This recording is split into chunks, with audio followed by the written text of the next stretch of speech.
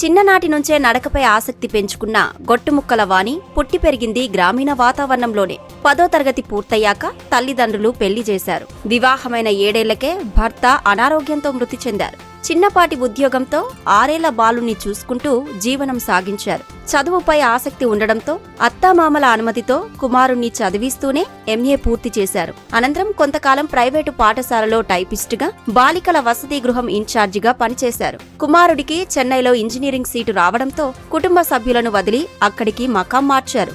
ఊరు కాని ఊరు, భాష కాని భాషతో ఎన్నో ఇబ్బందులు ఎదుర్కొన్నారు. పట్టుపట్టి మరీ తమిళం నేర్చుకుని కొన్ని రోజుల పాటు అక్కడ ఉద్యోగం కూడా చేశారు. కుమారుడి ఉద్యోగరీత్యా కొంతకాలం బెంగళూరు, హైదరాబాద్ ఇలా పలు చోట్ల నివాసమున్న వాణి 2008లో భీమవరం వచ్చి స్థిరపడ్డారు. ట్రెక్కింగ్ అంటే ఆసక్తి ఉన్న వాణి 2008 నుంచి పూర్తి స్థాయిలో దానిపై దృష్టి సారించారు. 2009లో 3 రోజుల పాటు 57 కిలోమీటర్లు నడిచి కైలాస మానస్ సరోవర్ యాత్ర పూర్తి చేశారు. 2010లో గంగోత్రి వెళ్లినప్పుడు అక్కడ ఎత్తైన గోముఖ పర్వతం పైకి 16 కిలోమీటర్లు నడిచి వెళ్లారు. 2012లో కేదార్నాథ్, ఈ ఏడాది జనవరిలో శేషాచలం, మేలో హిమాలయ పర్వతాల్లోని సర్పాస్ పర్వతాన్ని సునాయాసంగా ఎక్కేశారు.